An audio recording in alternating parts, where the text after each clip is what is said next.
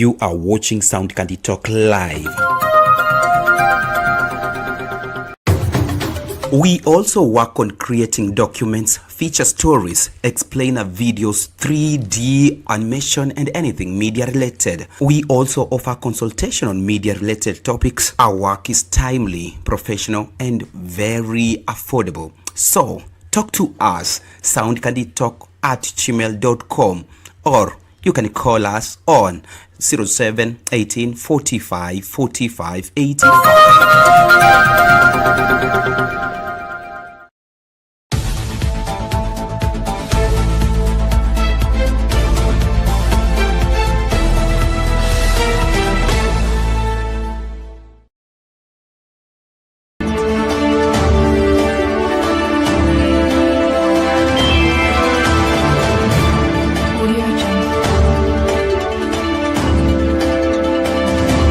Is Mangalam Buvi, and in studio we have a very interesting part. Sound Candy Talk live news. Community, and taking also into account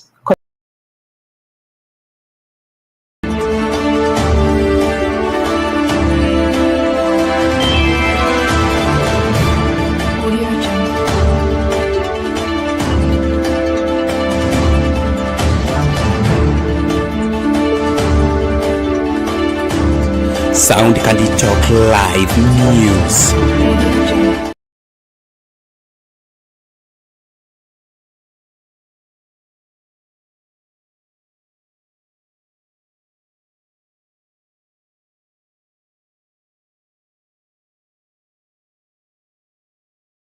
Very good morning to you and welcome back. This is Radio Generation. My name is Mangalam Buvi, and in studio we have a very interesting panel. With me, of course, Siti Muga is here, and he's going to be helping me have this conversation with Mheshimiwa Honorable Kimani Ngunjiri and Dr. Festo Fadamula. The conversation this particular morning is going to be around the political regrouping that we're currently seeing, and of course the road to 2027 as far as the general election is concerned. So gentlemen, welcome to Radio Generation. Thank you very much. Yes. And I'll start with you Mheshimiwa. At least Dr. Feso tumekuwa naye hapa, amekuwa na nafasi ya kuongea kwa hii studio before. So acha nianze na wewe.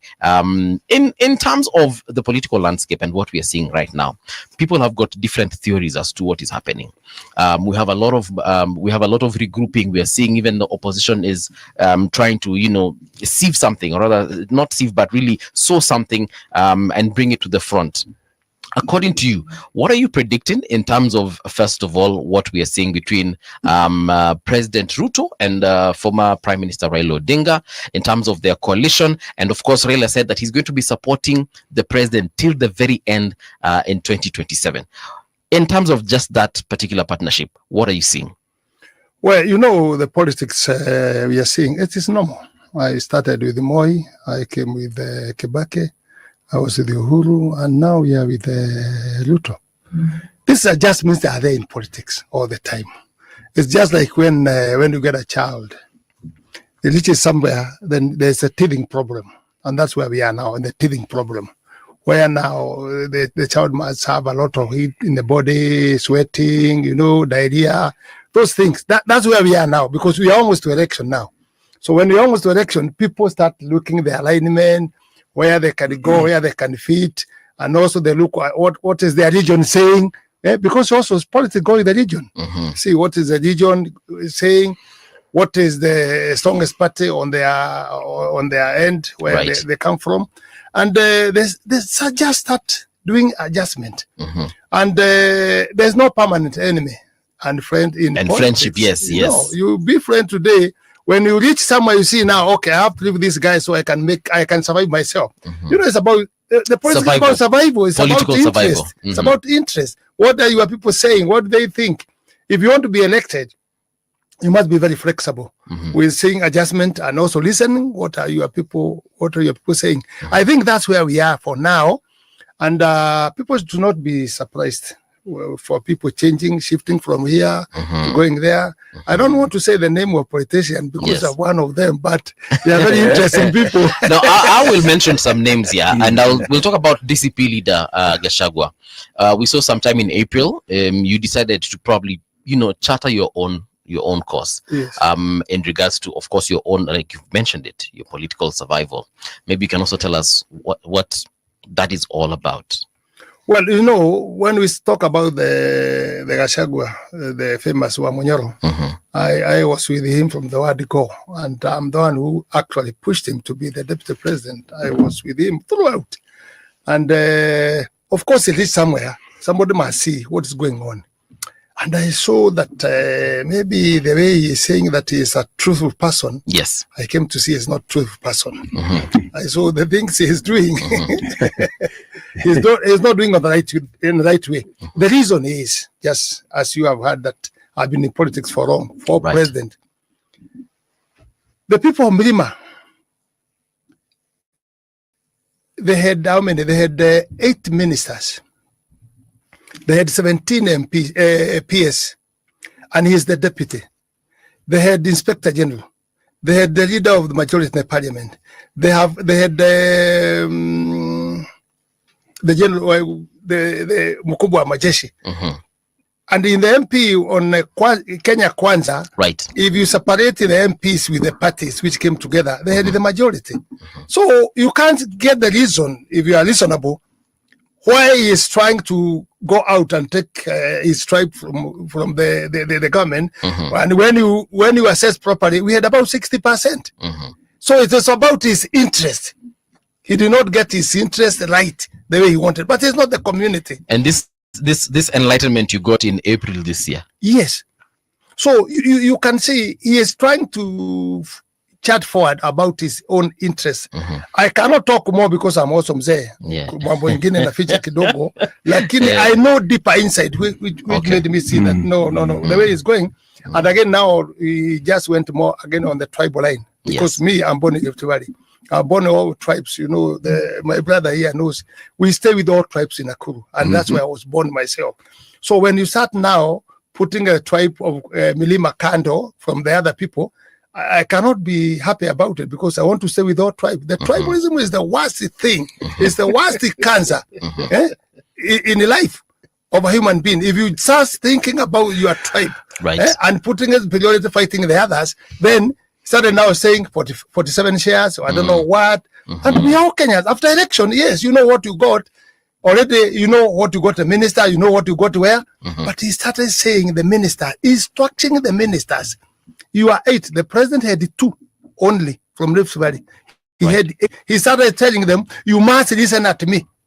If it's not me, you could not be. You could not be there. So listen at me. Any employment, any tender, I have to say. So now they started quarreling and giving a lot of problem to the president Kenyans. Okay. And that's why we ended now.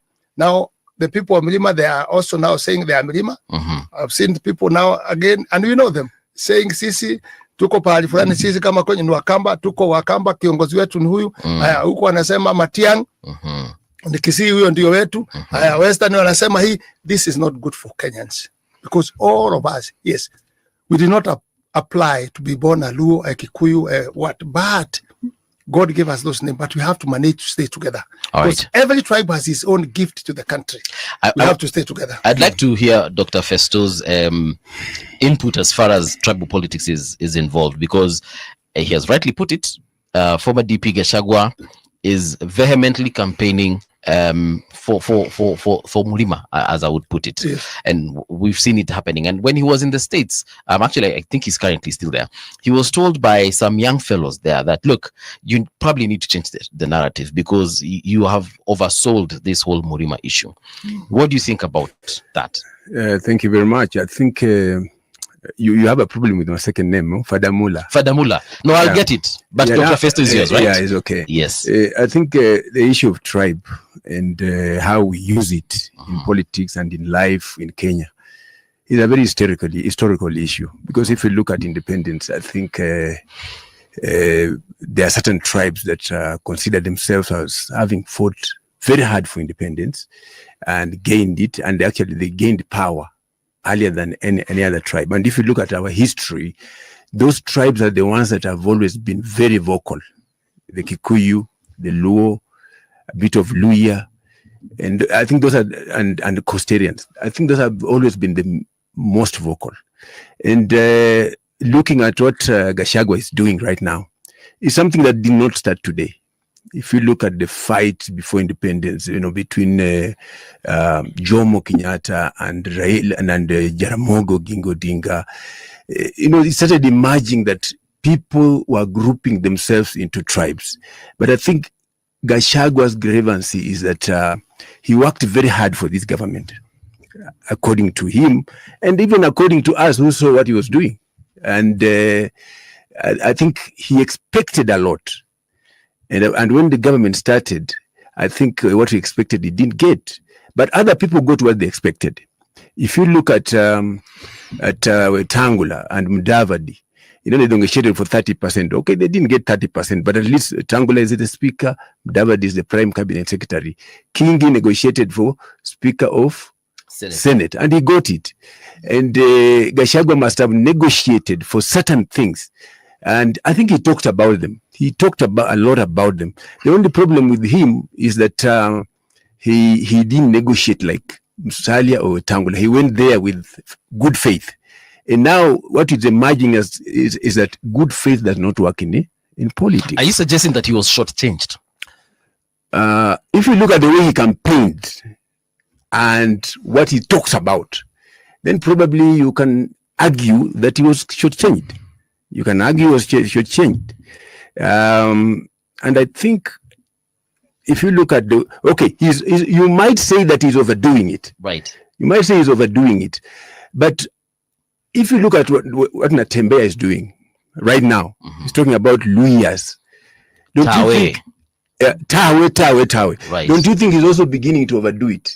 And saying Luyas have been shortchanged. They are the watchmen. They are the house girls. They are the grave diggers. They have been shortchanged this time. Now Luyas got their share and sit at the main table. Soon people start saying that he's also mirroring what Gachagua is doing. If you look at the way Raila operates, even the negotiations he makes in government, most of the share ends up in his backyard, right? So all these people, if you look at the Luyas, they are complaining that they voted for Ruto to a man, or in major numbers. But now projects are being taken to Raila's backyard, right? Who never voted for Ruto. And if maybe Gachagua looks at something like that, then he says, after fighting so much for this government, how come now everything is being taken somewhere else? So it is a delicate balance when you look at it. But tribe has always been part of us from independence. We have lived with it, only that we need to refine it. How do we modernize tribe to help us develop rather than keep on fighting along tribal lines? City, yesterday when we hosted Kasmuel here, we more or less posted a similar question, because the Gen Z movement that started last year, now that became Gen Zote, they are trying to run away from that whole tribal division, whereby we are saying Wakamba this, Wakikuyu that, Waluya this. I don't know. From what the two gentlemen have said, what do you deduce? There's always a dichotomy between what you say and what the truth is. None of us knows what Gachagua negotiated with the president. We don't really know. So when he says he was shortchanged, what was he shortchanged in? Because unless he articulates specifically what it is that he was supposed to be given, that he wasn't given, we cannot understand the shortchanging. That's number one. Number two, the discussion around tribes and tribalism and politics in this country is often a false discussion. We don't have a tribal problem in this country. What do we have? We have politicians who use tribe to help their own interest and to create the illusion that we have a problem with each other. The problems that exist, if you look carefully, are between individuals. The problem that was there between Jaramogi and Kenyatta was not a problem between the Luos and the Kikuyus. It was a problem between Jaramogi and Kenyatta. We don't know what they had agreed on. But clearly there was a difference in what they had agreed on, and Jaramogi decided he was going to form KPU. Okay? He formed KPU, and very many things changed after. Where the problem arose is this: when you fall out with somebody who is the president, the people who belong to your backyard are affected directly. Many people who had been in government who came from Jaramogi's backyard lost government jobs. You actually pushed out. People who are not pushed out, you are in a certain position, you would not be promoted. It is a consequence. It is an outcome. The problem did not start between the two communities. The problems began between the two individuals. The politician knows he survives because his job application is to the people so that they can vote him in. So he brings them into his quarrel. But he never quite brings them into what they have agreed on at the beginning. We only hear of what they have agreed on when they have disagreed. So Mheshimiwa, again, I'll ask you, because we have now seen, even in the opposition, we have Kalonzo representing the Kamba community. We have Martha Karua representing the Kikuyu community, or women for that matter. We also have Matiang'i representing, Kisii, and a couple of others. I'm forgetting them right now. And of course, the DCP leader, Gachagua, him is saying that, look, we have not decided on a front runner yet. We are going to decide, but I am the best of the best if we have to boil down to an individual. I feel like there's a disconnect there, because the very people they are wishing to rule over or to oversee in terms of governance, they're telling them, we are not interested in what Kikuyus are going to bring on the table or Kisiis are going to bring to the table, as we just want good governance. Yes. So where is it that they're not listening, or they don't care for now? They'll start caring towards election date, or what? I don't know. According to you, in your opinion. Well, my brother have just said it here. It's about interest. Politics is about interest, and the interest starts to individual. And that's what I would tell my brother here. To say Gachagua was changed, it was not. He was not changed with what he was changed. No. And I like my brother, I respect him. I'm a Kikuyu, I work with Gachagua from the word it go. So you give me respect of telling you how I know him. Because which was outchanged. 8 ministers when President had 2. 17 PSs. Inspector General. Chief of Defense Forces. Yeah. Chief of Defense Force. Treasury. Finance also. You remember there was the one who was changed later. Yeah, Professor Ndugu. Yes. The majority in the parliament. With all those structures, if he's talking about the community could have been carried by that structure. You see? But it was about his individual. And second, I would like to correct you, people. Let me tell you. Gachagua came very late when Ruto already had entered in Central. That is the fact. When he was fighting with Uhuru, it was very difficult for him to enter in Central, and Uhuru did not think he can get into the Central. He thought he's a Kikuyu and Milima and Kikuyu.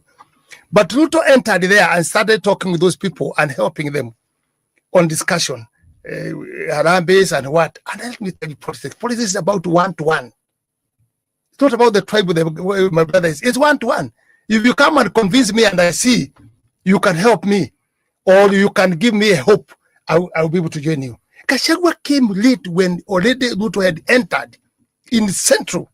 I used another funny name that we were all pregnant in Central. Yes. With Ruto. So when somebody else was coming, it was coming late.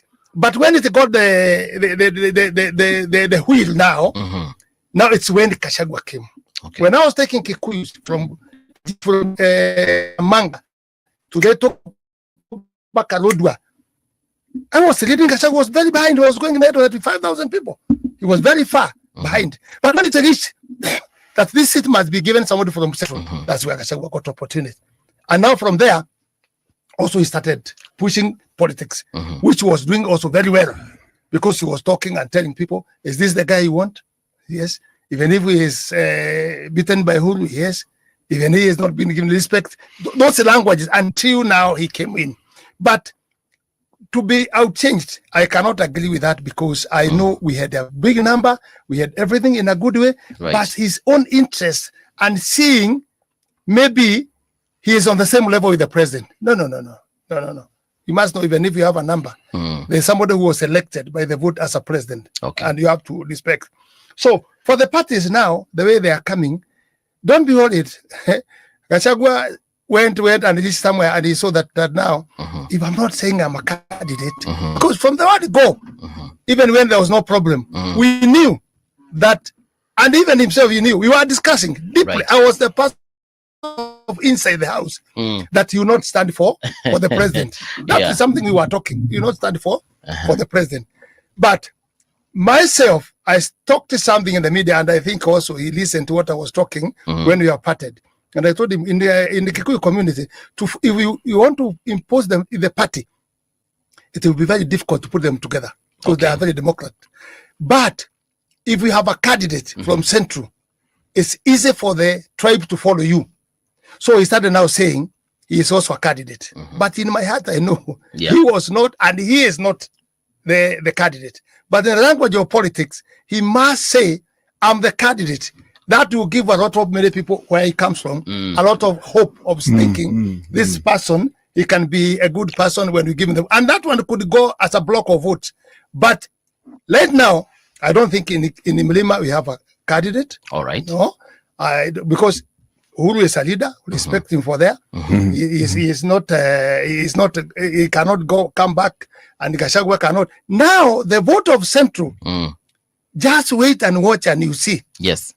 And also the group you are saying, Kalonzo, Matiang, itavunjika. Just give it time.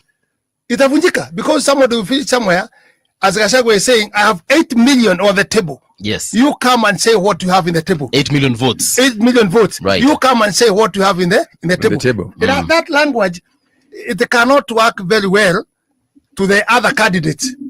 Because from the word go, people thought that now, even Kikuyu was saying, I think Kalonzo, he have been there for a long time. Maybe he can go to.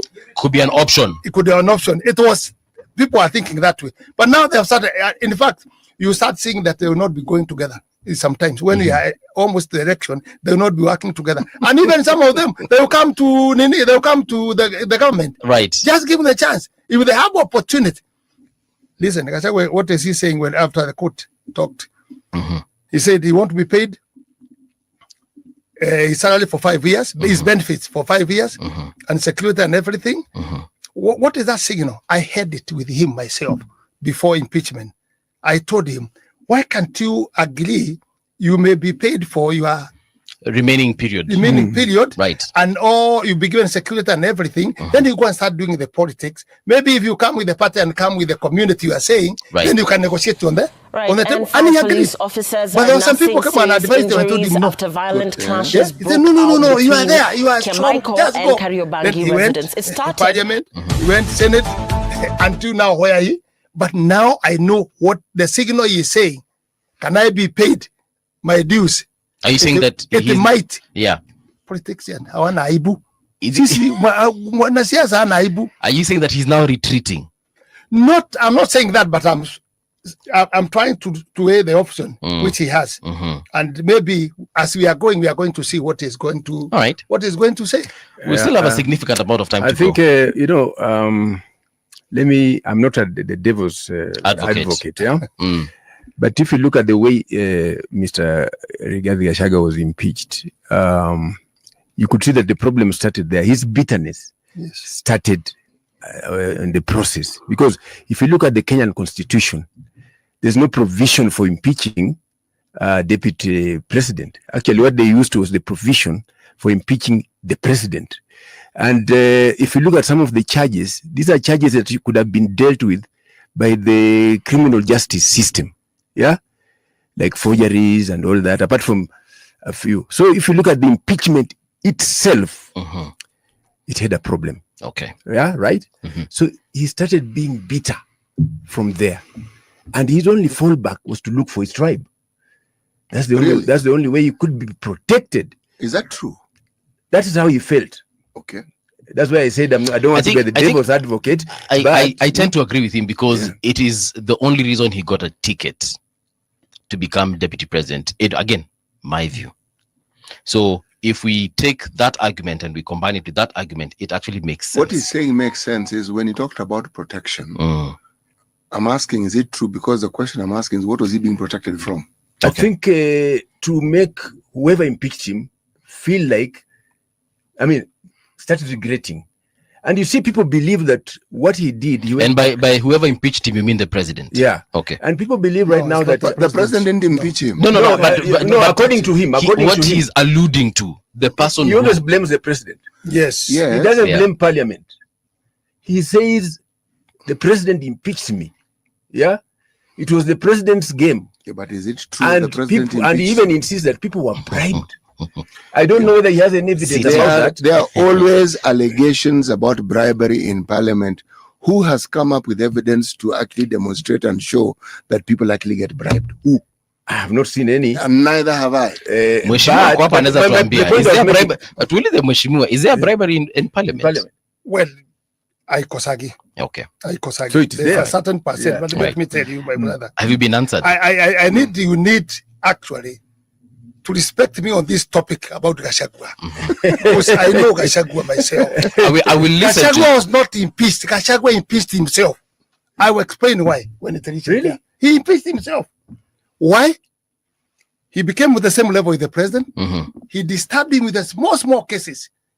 Inside there, Itumbe, I don't know what. That one I was there, I knew. Second thing, he fought with the MPs. You know, when Nyoro, the president, or I say the system, or the intelligence, they are very clever. You can be balanced in one way or the other without knowing they are balancing you. More used to do, if he has an MP and he's not hearing him, or he's not coming, he's not being loyal to him. It's being defiant. When you go to the meeting and start Barasa, he will tell the DC and the other Nini, who is the opponent now of you as let him also greet people. So he want to balance you to see his alternative way. You get it? So I think something was done. For Gachagua. When Nyoro, you remember there was a time he was going with a helicopter. With a lot of money. with going with the MP from Central. That means there was something was drawn. Kunyaganya Gachagua MPs from Central. So when they started going with the Nyoro, other tribes they were been given money, and they were saying, you can be alternative of running mate of the president. You can be deputy. Right. Then Gachagua took it very seriously, my brother. Let me advise you. That's why I'm telling you, he beat himself. When these MPs come back the weekend, when he meet with them, he used to abuse them very badly. So stupid. There's nothing to do with me. I have a book. You will not be elected again. I'm the one who is saying Central. So he made a big fight with MPs. And that's why you saw when it was being impeached, it was going like lightning. Because everybody was against and there was opposition also who wanted it. So you're saying it took little effort to get him out of office. That time, but you see the president, let me finish for you. The president, in fact, me and Sudi, and someone else will not mention. We stopped the impeachment Gachagua 3 times. Persuading the president. This one, Oscar Sudi. Yes. This guy you were seeing talking just he's a very good guy sometimes. The engineer. Yeah, the engineer. Okay. I was just confirming. You see now he's being and I was just confirming we're talking about the same honorable Oscar Sudi. But yes, please continue. 3 times. Persuading the president. Although the president had a lot of pressure also from Gachagua himself, in fighting. You are doing this, you did not consult me. You are doing this, I think there was a deal. I want, disturbing him all the time. Then now, when he reaches somewhere, the MPs told the president, because they have been fought by Gachagua, even he started going in the ground. And he was not going other areas. It's only Mirima, where there's his MPs, that's where he was going. And he was telling people, this is not a good person. This one, I've written a book, you not be. You see, the MPs went delegation to the president and told him, please allow us to impeach Gachagua. Let's deal with him. If it's not like that, we are not going to pass for the budget for you. It was a big hit until the president said, okay, okay, he has a problem with me, but also if you have come to help me or you think it's good to do that, he was released. That's why he could not stand in the National Assembly, in the Senate. It was too speedy. Okay, you can say there are maybe some money here or there, but for me, I know. Sijui ushaona mtu ameiba baiskeli? Sijaona mmoja. Nitakufundisha ukiona mtu anakimbiza baiskeli ya kuibwa bila kupanda, anaenda mbio kabisa, anarukia juu, hiyo baiskeli ya kuibiwa. Okay. Hiyo ndio alikimbishwa namna hiyo. Hata yeye mwenyewe anasema atakimbisha Ruto kama baiskeli ya kuibiwa.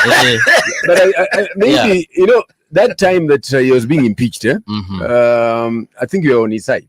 Yes, I was inside. Yes, you're on his side. But you have said, you even cried, right? Yeah, and then all of a sudden you shifted. Yeah. So you know, a lot of us don't understand what made you, do that. Because is it because of tribalism, or is it because something happened that he has said he saw the true colors? I saw the true color. But you said you knew him before. And again, you are learned so much. Me, I'm not that learned, but I hear English saying, "Unless a fool cannot change." Yes. All right. I changed on seeing the focusing. I stay in the Rift Valley. This guy, he want to put us together as Kikuyus, and let me tell you, Kikuyus in Central is a very small number with the Kikuyus in all Kenya. You go in Nyanza, you go where, and when he started saying, like now, when he went in Meru and said, "This hotel is for Kalenjin Ruto. This hotel, please don't eat in this hall or take any drink in this hotel." I did not sleep because Kikuyus, if you start in Nakuru, Kakamega, Western, Nyanza, Ukambani, their hotels and their businesses are there. So I saw this guy is going to put us again like 207. I said, no. Those are the things, my brother, that made me change. It's not because of anything. Yeah. And I'm 70 years. I'm old. A lot of people don't understand that. Dr. Fadamula, there's this whole issue again of even because I know you're an ODM loyalist. Yeah. Yes. We're seeing the former Prime Minister really collaborating with the current president, President Ruto, and there are some things that are not necessarily Kenyans are not necessarily agreeing to. For example, he suggested a conclave, which people are definitely against, as much as many people are trying to make the rest of the country see the importance of having to sit down. But last year walimwambia vizuri sana, that is baba, wakamwambia tafadhali usiingilie maneno, wewe nenda katulie, just retire.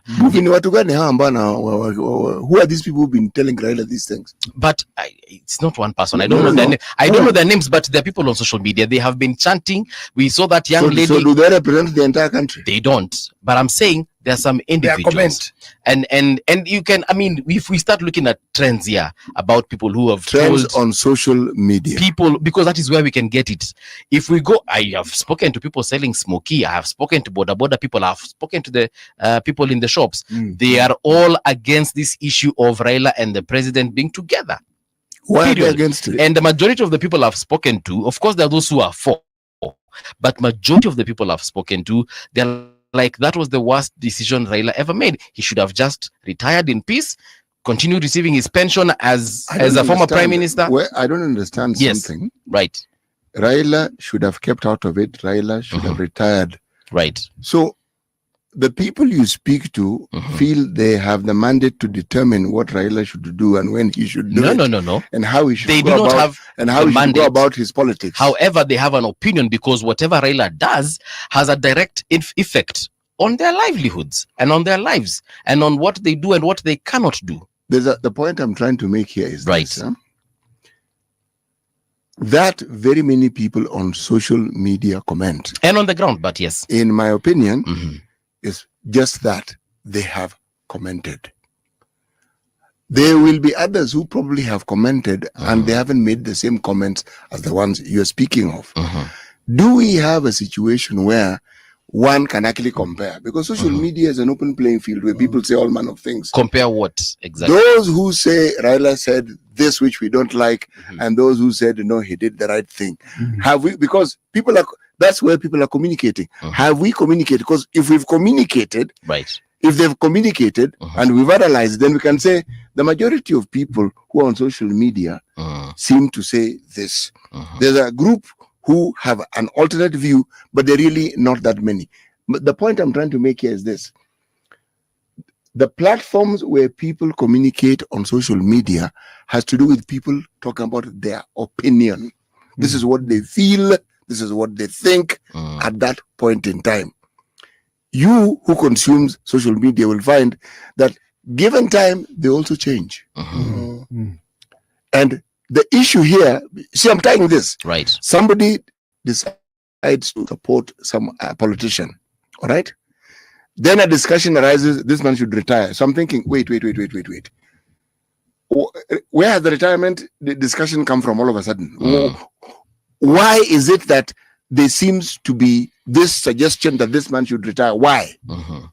I think you asked me something about ODM, right? Yeah. It's more or less the what same thing City he's is saying yeah. About social media and people's opinion. If you look at ODM itself, it is reflected there. Right now, there are two camps in ODM. Yeah, and they are very clear camps.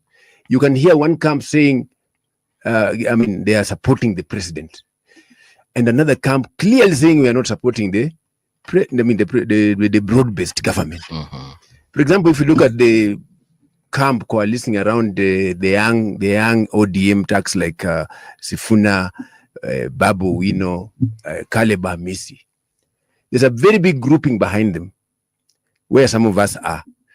Then there's a grouping that is on the expert side, the 4 experts. There's also a group that is supporting them.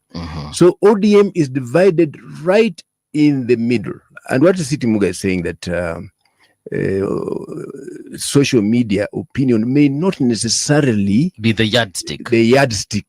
But if you go even to the party, you find it's actually resonating in the party. Let me ask you a question. How do we know that ODM is not playing with us?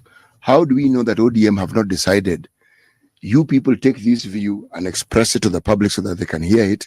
You take this view and express it in this way. How do we know that it isn't ODM trying to determine what is really happening with the issue of two camps? And that is the real politics. That is how the politics is played.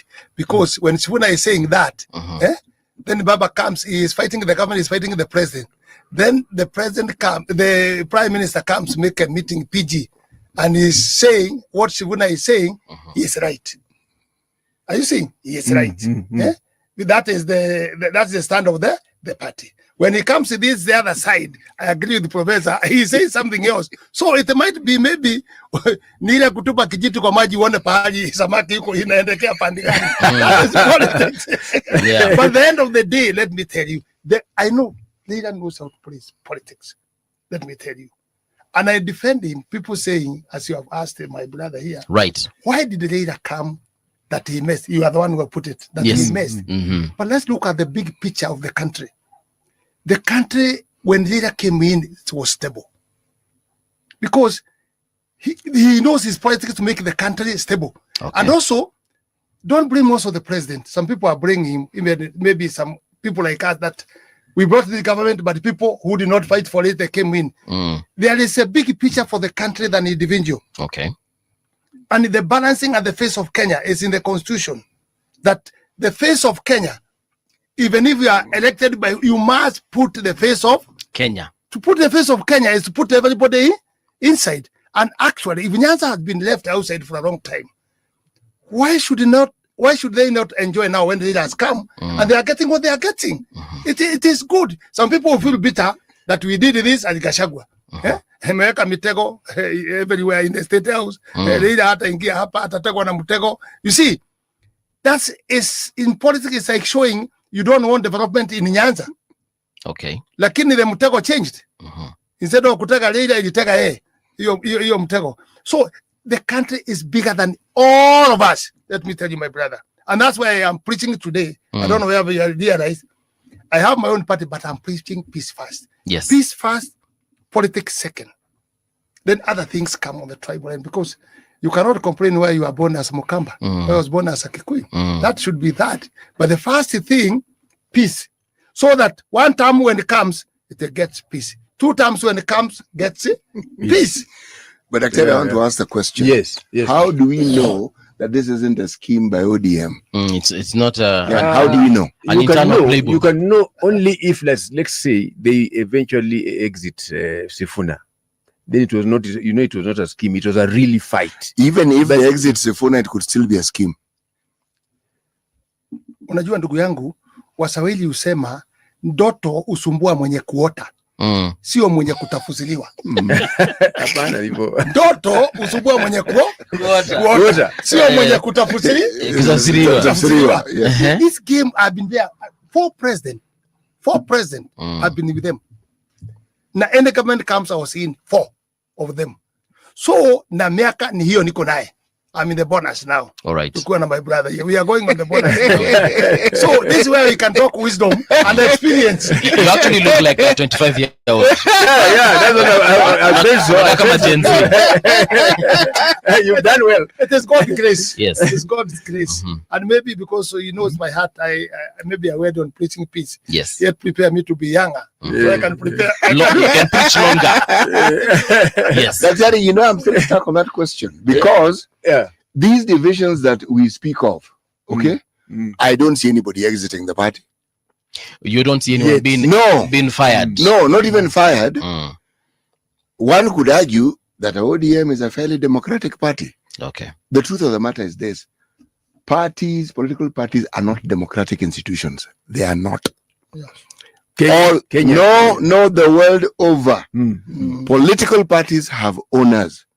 Whether it's a Democratic Party, the Republican Party, the Conservative Party, they have owners. And if you look at how those individuals handle their politics, to understand it, they even decide who is going to stand where and who can get elected where. They decide. The owners decide. We think that we are different. We are not. And the reason why we think we're different is because our political parties have individuals who stand up. So it isn't this amorphous party. It's an individual leading the party. But it's not really different. If there is democracy, which in reality doesn't exist in political parties, then you could say ODM is one of those unique entities that they actually has democracy. You are allowed to have differences, but you still carry on with being in members of the party. Is that what you're saying? Let me help you on something. I'm here to give you the experience. Yes. Which I have as supporting you what you are saying. Dividing the party. I was chairman of Kano, Nakuru district. That time was district. And I used to be very close with Moi because all Kikuyus were in the opposition. Me, as a Kikuyu in the Rift Valley, I was with him, supporting him. So we used to talk. Even I used to be left in the house with him. He used to come in my house. Just a small boy like me, I was a small boy. He used to come even in my house. And I had a lot of experience. Let me support the professor what I saw one day. When Matiba was there, and Jaramogi, they were very, very, very strong. And they could have actually taken the power. Then one day, he called me. And he called many people different way. Why he could not put you even sometimes together. He want to deal with the individual. Now divide and rule. Divide and rule. Now Matiba is coming. What you need to do. Mobilize all the members of KANU. The way you go with the lorries, trucks, and what. Get the flags of KANU. Go and receive Matiba in the airport. And he's the worst enemy as KANU. How? Now, because of following the instruction, yes, I could not do anything, but I was watching. What is this? We are given money. This is KANU, this is in Mombasa, this is where? When Matiba was coming, yes, with the flags and trucks, we are in airport, all of us, and we are told to sing and support him. So the guy had planned to separate them with Jaramogi. Okay. So when all the people went there and the pictures, and he used the media and everything, a big crowd, everybody believes. Even Moi has agreed, KANU has agreed. It is Matiba. This is Matiba who is going to take. So when Matiba came now, he was told also by his people, and also the people who are in Matiba, some of them, they were corrupted, they were being given money.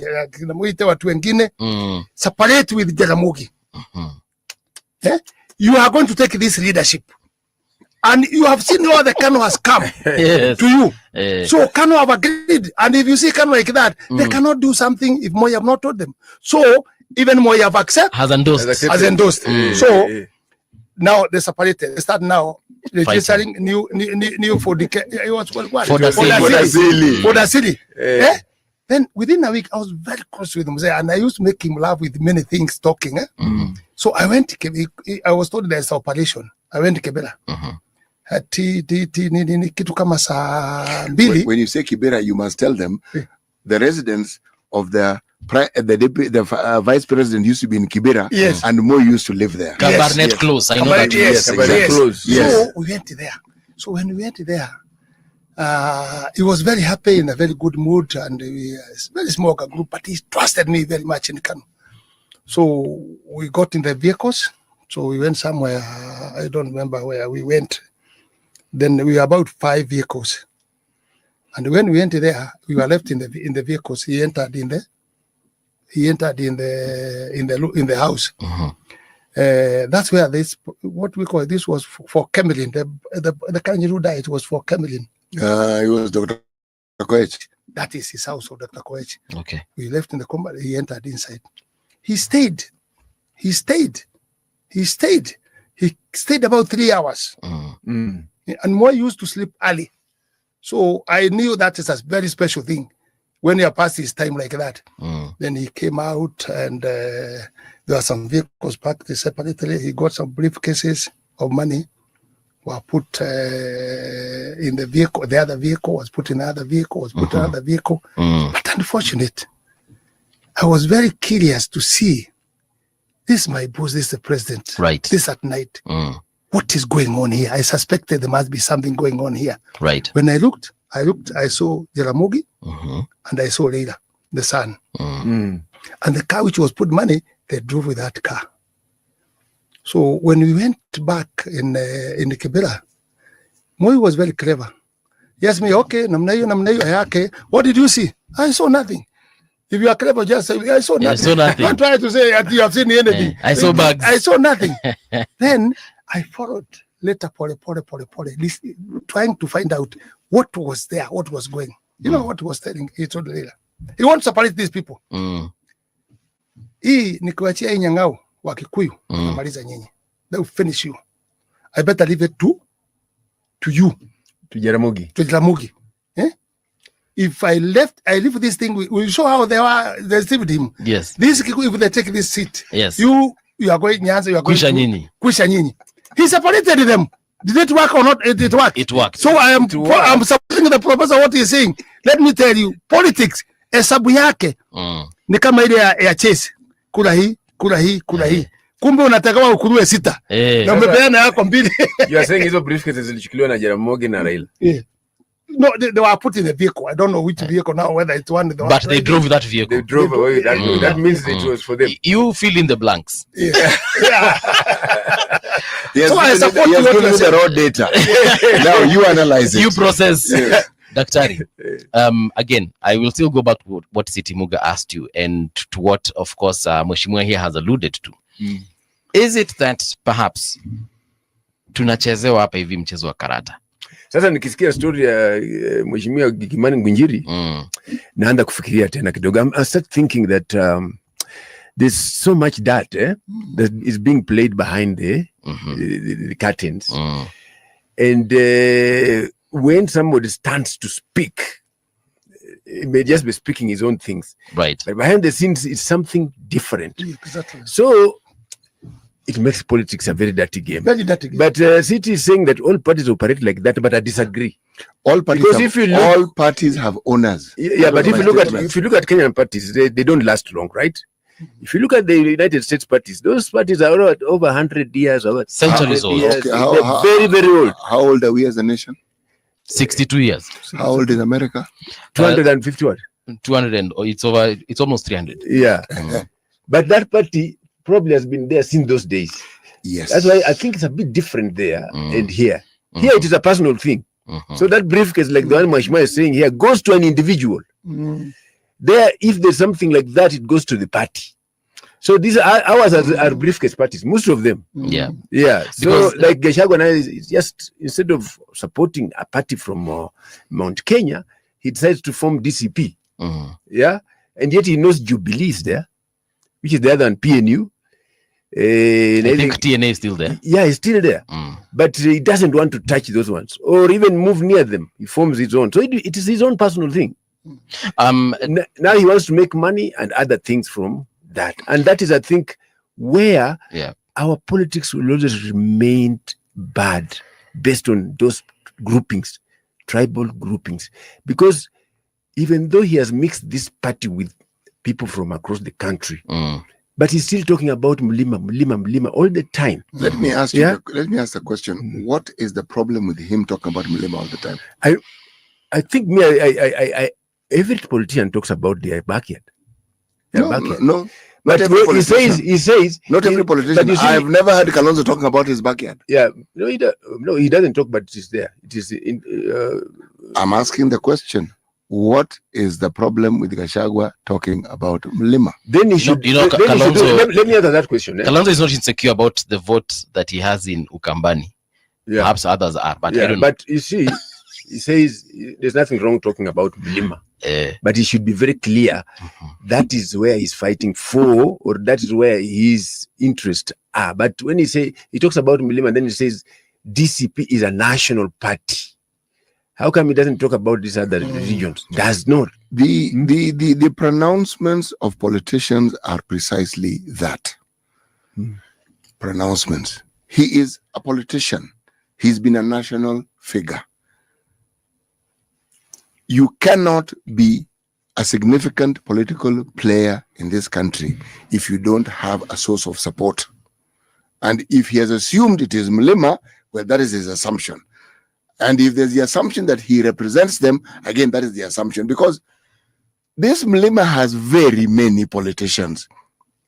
And there are politicians who preceded Gachagua in politics. There are those who lost in the previous election who have not given up.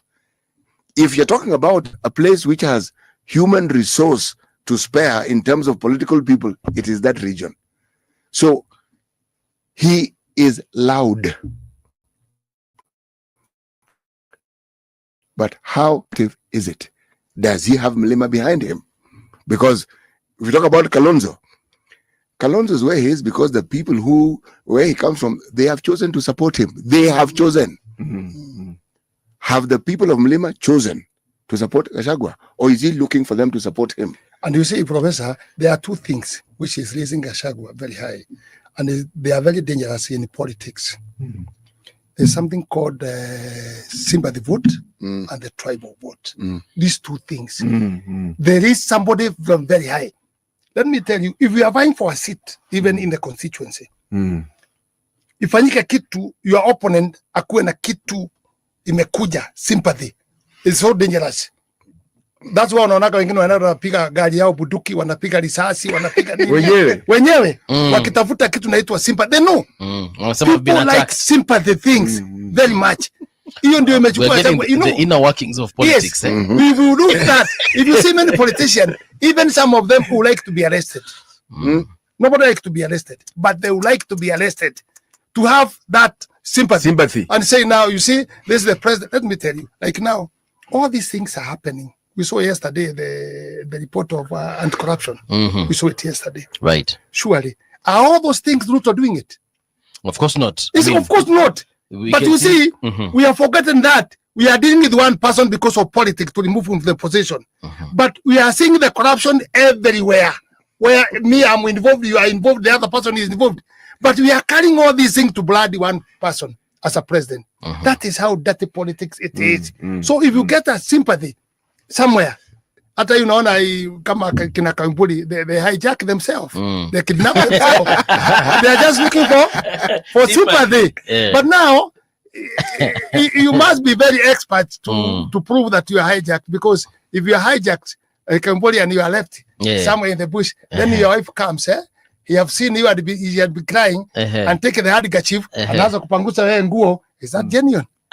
Kama umeona bwana yako mimi si DCI lakini no, I'm just saying as a human. Yes. Sasa wewe bibi yako akikuta wewe kwa hijack na imeenezwa sana, akuta umelala pahali fulani, utachukua hadi katibu kwanza kupangusa yeye? Hapana. Kwanza ni kuangalia kama ako hai na kumshika, you love him. What my that would be the street nakulia. That was just and kupangusa na nini na kusambaa. All right, gentlemen, I want us to take a short break. We get into the news. Then when we return, of course, we'll be looking at why this. I want you to help me make sense of what is happening in ODM and the broad-based government in general. And of course, Mheshimiwa here will let us understand also the road to 2027 as far as the broad-based government is concerned, and of course the opposition as well. So don't go too far. We'll be right back. Radio generation, the sound is fine. Pump it up, turn it high.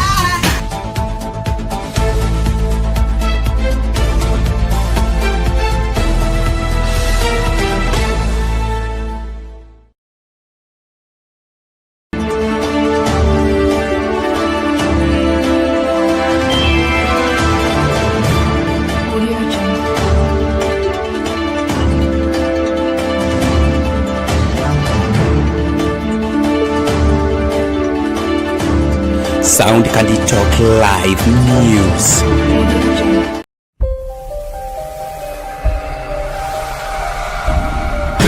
The Pharisees couldn't stand him, but they found out they couldn't stop him. Pilate couldn't find any fault in him. Herod couldn't kill him.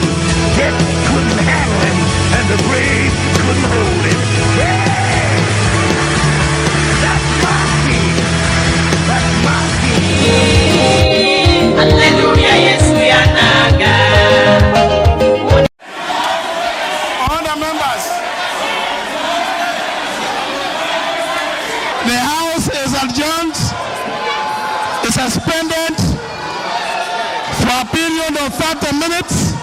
After a stormy morning, as ODM party gears up for their October National Delegates Conference, Edwin Sifuna's fate as the party Secretary General now hangs in the balance as some party members have launched an onslaught following his criticism of the MOU between ODM and UDA. Unless he's reading a statement which has been authenticated by the party, then that is the position of the party. Otherwise, when he addresses the press, he could be addressing it as Senator of Nairobi. Ongee, anakubaliwa na tuwezi zuia mtu kuongea, lakini yale alisainiwa pale KICC ndio sisi tumeshikilia mpaka leo. Na tunaunga broad-based mkono 100%. Hapa tuondoki. ODM party leader Raila Odinga is on record defending Sifuna. The spokesman of the party is usually the Secretary General, Mr. Sifuna. When Mr. Sifuna speaks, he's speaking on behalf of the party.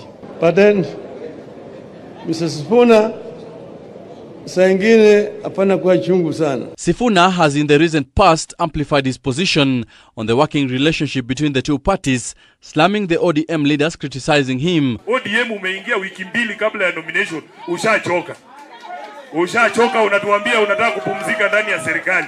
Serikali ya wenyewe, serikali ya wafisadi, serikali ya wauaji, serikali ya abductors. Mtatuambia nini bwana? Political analyst Mark Matunga holds a different view on the possibility of Sifuna being ousted as ODM Secretary General. They can do all manner of things, they can say all manner of things, but they can't remove him from his seat. And I think that is the comfort that Sifuna also has. He has the comfort of his security being Baba. So the day Baba wakes up and says, Sifuna, you are done, that will be the day. ODM has announced an increase in its activities over the next few weeks in the lead up to the National Delegates Conference.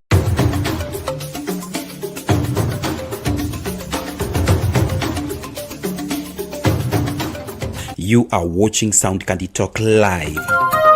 Nani ukwambia Raila ni Mjaluo? Unasema chama chenu ya Wajaluo. Tafuteni chama chenu bwana, chama yenu Ford Kenya wataka wako nayo. Hii mnapiga kelele hapo. Chama chenu yote imechukuliwa. Sasa Sifuna ni bukusu. Si wetangu na bukusu. So nyinyi mnapiga kelele gani? Raila si anatoka Kakamega, originality hapa. Mtulie mpangwe na Waluya bwana. Kama mnataka chama, tengenezeni chama yenu. Baba ako right, Edwin Sifuna ako right. Kama Edwin Sifuna amesema ya kwamba mkataba wao aisemi ya kwamba mama kuunga serikali ambayo inataka watu nyara. Mimi ni nani pinga Edwin Sifuna? Raila ako sawa. So Edwin Sifuna ndio